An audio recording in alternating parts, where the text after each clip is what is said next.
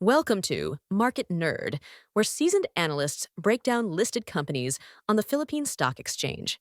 Don't forget to like, subscribe, and hit the bell to get the latest developments and investment ideas in the financial markets. Let's dive in.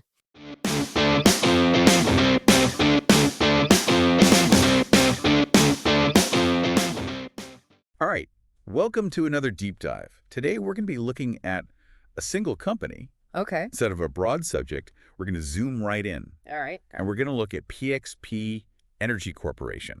Interesting. So this is going to be like a deep dive briefing for you Yeah. on PXP Energy, their sustainability, and their financial picture. Cool.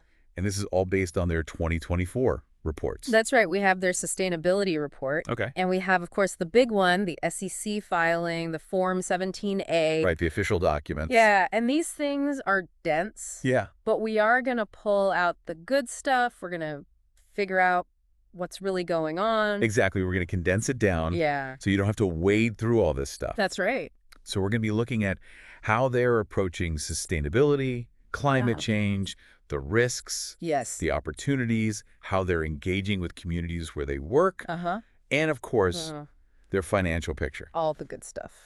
So let's jump right in to their corporate sustainability priorities. Right. It looks like they've got a pretty systematic way of figuring out what's most important. Well, yeah, and what's interesting here is that they actually have a whole risk management process that's overseen by their Board Risk and Resource Oversight Committee. The BROC. The ROC, exactly. Yeah. And they've broken down the business into 4 areas Okay. to look at for risk: operations, finance, legal and compliance, and then people and culture. So under operations, which is probably the most important Yeah. for an energy company, For sure. what are their top priorities? Well, first and foremost is safety. Okay. And they seem to really be taking a proactive approach, Okay. really emphasizing workforce training at all levels. Okay. They've made a commitment that they don't want to harm anybody, not their own people, not contractors, Of course. not their clients, Yep. not third parties, nobody. Right. They even have a safety officer Wow. overseeing the day-to-day safety stuff. On the sites, which, you know, Makes sense. in the energy sector, safety is a big deal, You would hope so. for sure. What else under operation? Respect for communities. Okay. So this is an area where they're really emphasizing that they need to connect with the communities where they work. Yeah. They've got all these programs Okay. that they're undertaking through their subsidiary Forum Energy Limited and also with their joint venture partners. All right. And these are in places like Cebu, Right. Palawan, and these programs seem to focus on, Yeah. providing some educational help, some livelihood assistance, and some healthcare assistance. It's interesting. They've got this kind of local focus, it seems like. They do, yeah. Yeah. They want to really kind of integrate into the communities where they work, That's great. which makes a lot of sense, I think. So they mention, some specific locations: Dan Bantayan, Calamian Islands. If someone wants more details, where should they look? They tell you to go to the company website Okay. for more details about the community assistance. Great. It's all laid out there. You also mentioned healthcare. Uh-huh. It seems like their strategy there has changed a bit. Yeah, it seems like they're moving away from just like basic healthcare facilities to actually like training local people Interesting. to be healthcare professionals. That's great. So it's more of a sustainable kind of a thing. So instead of just putting a Band-Aid on it, Exactly. they're Yeah. really trying to Yeah, more long term. empower people. Yeah, exactly. Okay. And finally, under operations, the environment. Right. Well, That's a big one for any energy company. that's a huge one. Yeah. And they say straight out Yeah. that they have to operate in a way that doesn't endanger the environment It's hard. or people's health and safety. Yeah, They say that's crucial for their license to operate. right. So it's not just a good thing to do. Right. It's essential. It's essential for their business. Yeah. that they do this. Now, we mentioned finance, legal, and compliance, people, and culture. Yeah. Was there anything in those that stood out as a high priority? It seems like this section of the report really focuses on the operations side of things Okay. as the highest sustainability risks. Gotcha. The other stuff is in there, but it's really about what they're doing Right. on the ground That makes sense. in terms of safety and communities and things like that. So really, their operations Yeah. are the key. At this stage of their development, definitely. Okay, great. So let's move on to climate-related risks and opportunities. All right. This is a big one for energy companies. Huge one. Yeah, everybody's looking at this now. Absolutely. And it seems like they're being very thorough They really are. in how they are identifying Uh-huh. and assessing Yeah. and managing. Yeah, they've got a whole process for figuring out how to identify Okay. what are the climate related risks. Yeah. You know, what could happen? How do we figure out how likely that is to happen? And then what are we going to do about it? Okay. So they're looking at the impact on the environment, of course. Right. Safety, finances, even their reputation. Exactly. And they're saying the way they're going to mitigate the risks is to educate and motivate all their employees, consultants, contractors.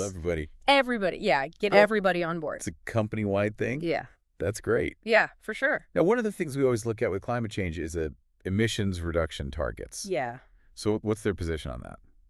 Well, they haven't really set any recent targets. Okay. And they explain that a lot of their assets are still in the exploration phase. Right. So they're not actually producing. Exactly. They're not producing a lot. Yeah. Their current office emissions are minimal. Okay. So it's not a huge deal right now. Right. But they are monitoring GHG emissions, greenhouse gas emissions, and gas flaring at their Gillock operations, where Forum Energy has an interest. Okay. They do say, though, that once their operated assets are producing, they will implement direct and indirect GHG monitoring. Right. So they are thinking ahead. Yeah, they're aware of it. Okay. They know it's coming. So what about the financial side Yeah. of managing these climate risks? Well, they say right up front, there's going to be an increase in capital expenditure to deal with some of these risks. Right, to get the new equipment. Yeah, get new equipment, train people, all that stuff. But they expect that upfront investment will lead to lower operational costs later. Right, so it's kind of like... Yeah, you got to spend money. Spend money to save money. Exactly. You got to spend money to save money. That's right. Now, you mentioned that they're being proactive in managing climate risks, like weather events, typhoons and things like that. Yeah, they're really thinking about typhoons, floods, droughts, and they're planning for the expenses. Okay. They might come up because of those things. Alter. They even give examples. Oh, great. I love examples. Yeah, so like in 2020, they had to postpone plugging and abandoning a well because of typhoons. Wow. Yeah. That's crazy. They also schedule things like their land gravity survey during the dry season. Smart. Yeah, so they don't have to deal with the rain. Right. And then offshore seismic surveys and drilling, they try to do that in the summer months. When the sea is calmer. When the sea is calmer, exactly. So they're learning from experience. They are. They're figuring out how to do things better. And what about their joint venture partners? Well, they're keeping everybody informed. Okay. Management makes sure that the board and their employees Yeah. know about what the JV partners are doing to evaluate their climate risks. That makes sense. So everybody's on the same page. So it's an overall approach. Yeah, it's a comprehensive kind of a thing. They're really integrating these climate risks into their overall risk picture. Exactly. Yeah, they're not treating it as a separate thing. It's part of everything. So we talked about the dry season. Are there any other specific things they do to kind of minimize that weather impact? Well, they actually take into account that work might have to stop because of bad weather. Right. And they factor that into their financial and operational risk assessments. That's smart. So they have these contingencies in their budget if they need extra days because of weather. Wow. They even adjust the office people's schedules. Yeah, if the people in the field can't work because of weather, they're like, okay, well, the office people don't have to be here. They can't do anything anyway. Exactly. It's pretty interesting. Now, scenario planning, is that part of their approach as well? Oh, yeah, absolutely. So before anything even happens, they do scenario analyses. Okay. And they come up with contingency plans. Yeah. They even have these buffers, like 10-15% in their budget and their work days. Wow. Yeah. That's amazing. They present it to the board. The board has to approve it. Okay. So it's a whole process. They're not messing around. No, they're not messing around. Now, it seems like they're also looking to expand their operations. Yeah. Even with all these climate concerns. Yeah, they want to acquire more service contracts. Okay. They want to grow their portfolio of assets. Right. And they even participated in the DOE's 2024 Conventional Energy Contracting Program. Okay, so they're actively looking for more. They're looking for more. Yeah. They're looking to grow. Okay, and they do acknowledge the global pressure around climate change. Oh, yeah. So how are they positioning themselves for the future?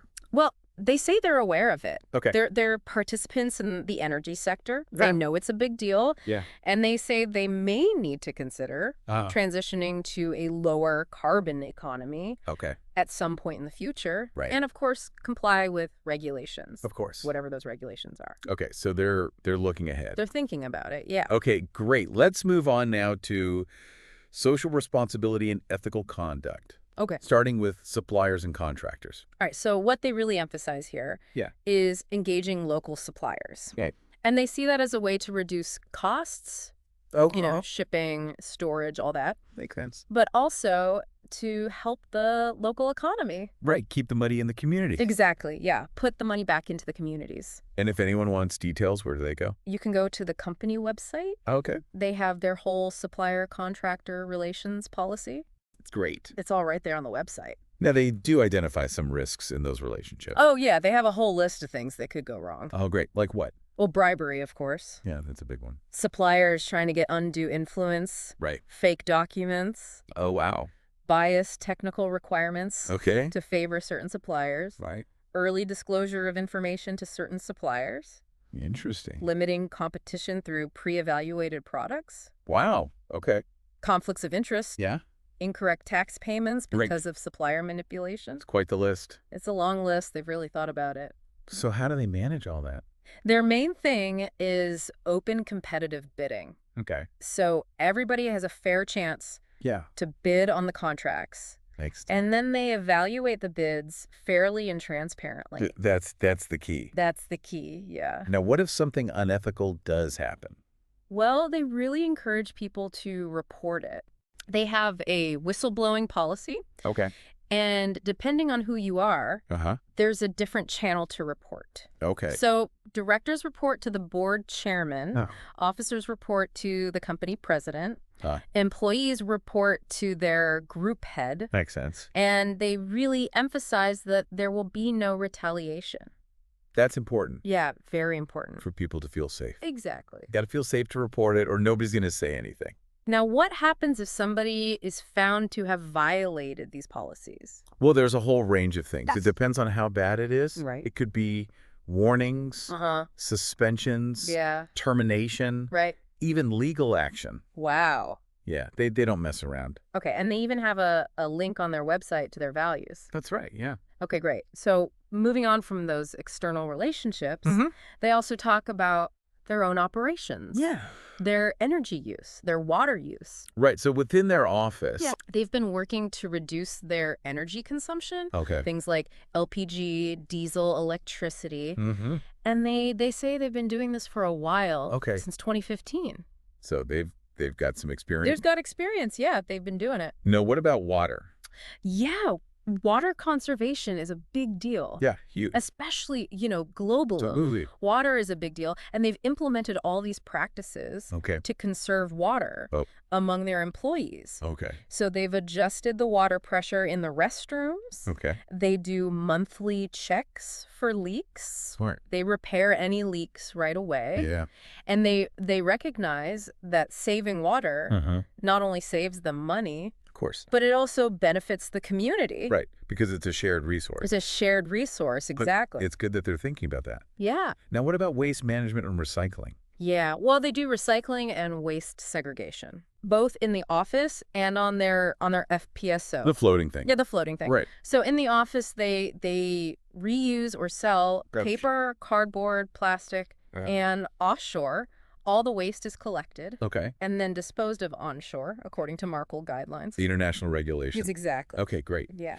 Now, it looks like they're also contributing beyond just their own operations. Yeah, they're helping out the DND AFP, What's that? the Department of National Defense Armed Forces of the Philippines. Oh, great. They're giving them training Okay. on how to care for and maintain Uh-huh. offshore platforms. That's great. Yeah, Yeah. they even refurbished some platforms and then donated them To the DND-AFP. Yeah. That's awesome. So they're really, using their expertise. Yeah, and their assets. Yeah, for a broader benefit. That's cool. And offshore, what kind of monitoring are they doing? They monitor the oil content in their water discharges. Cool place, making sure they're following those MARBL guidelines. Right, the international standard. Exactly, yeah. Oh. And they encourage their employees to recycle. Always a good thing. Always a good thing. Now, we've talked about community engagement. Mm-hmm. What are some specific examples? Well, before they do anything, Yeah. they do these IEC campaigns, What's that? information, education, and communication. Oh, okay. Yeah. So they're informing people. Informing the community, yeah. Okay. Like before they transported rock samples Mm-hmm. in 2020, Okay. and before they did that MT survey Yeah. in Danbentegan in 2024, Okay. they let the community leaders and the residents know Okay. what was going on. So they're being very transparent. They are. They're trying to be upfront. Okay, great. Yeah. Now, when their field activities might impact the ecosystems, Yeah. what do they do? Well, they have all these risk mitigation measures. Like what? Like for seismic surveys, they Uh-huh. hire marine mammal observers. Oh, wow. Yeah, or MMOs. Okay. They're out there watching for marine life. Wow, that's cool. And they noted, they even mentioned in the report that they saw dolphins and birds Wow. during their 2022 seismic survey. That's awesome. They also have oil spill contingency plans Of course. for all their operations. Now, the oil and gas industry, it does have some inherent risks. Uh-huh. So how are they addressing those? Well, they know it's a capital-intensive business, Right. and there are hazards, Yeah. like blowouts. Right. So in the office, they're being careful with their AC. Okay. They're regulating it. Uh-huh. They're doing routine maintenance on their equipment. Smart. Yeah. Okay. And offshore, they prefer to do gas flaring Okay. over venting. Okay, what's the difference? Well, flaring does release some pollutants, Okay. but it's safer and more controlled Okay. than just venting natural gas into the atmosphere, Which is more dangerous. which is more dangerous. Yeah. Especially for the people on the platform. Right, right. So it's a trade-off. No, it seems like they're also being more environmentally conscious Yeah. in their office practices. Oh, yeah, absolutely. Like what? They're switching to electronic transactions. Okay, less paper. Less paper, exactly. Okay. They're encouraging reusable containers. Less plastic. Less plastic, yeah. Okay. They even report Uh-huh. the amount of hazardous waste they generate Okay. and the volume of water they discharge. Right. And they say they're sticking to those MARPOL guidelines Okay. for wastewater discharge. Right. And they really emphasize that they want to operate in a way that's good for the environment, Right. good ergonomics, and legally compliant. Okay. So they're checking all the boxes. They're trying to. Great. So let's move on to employee management and labor practices. Okay. We've got some data here from 2024. We do. What have we got? Well, they had 9 employees, 7 female, 2 male. Interesting. Yeah. Okay. The attrition rate, they don't give us a number. Right. And the ratio of the lowest paid employee against minimum wage, Uh-huh. they say not applicable. Okay. So Maybe it's not relevant. yeah, maybe it's not relevant for some reason. Okay. And we also have a list of their benefits Yeah. and the rates at which female and male employees use those benefits. Yeah, so they've got the standard stuff, Okay. SSS, PhilHealth, PAG-IBIG, Right, right. parental leave, vacation leave, Uh-huh. sick leave, medical benefits. Okay. 100% of both female and male employees used their vacation leave. That's great. Yeah. Okay. Sick leave was a little different. Okay. 100% of the women used it, Sure. 50% of the men used it. Interesting. Yeah. So That's some things they didn't offer. Okay. Housing assistance, Yeah. retirement fund beyond SSS, Okay. further education support, company stock options. Okay. But telecommuting and flexible working hours, those were used by 100% of both men and women. Okay, so it seems like they're really embracing that flexible work. Oh, yeah, absolutely. Yeah. They're going with the flow. Now, training, that seems to be important for them as well. Yeah. People have been to a lot of trainings, Okay. like Red Cross first aid, Okay. offshore safety induction, occupational safety and health, Okay. CPEX exploration conference. Wow. Okay, so they're really... Yeah, they're sending people to conferences. Investing in their people. They are. Okay. And they do earthquake and fire drills. Of course. The basics. Yeah. Got to be prepared.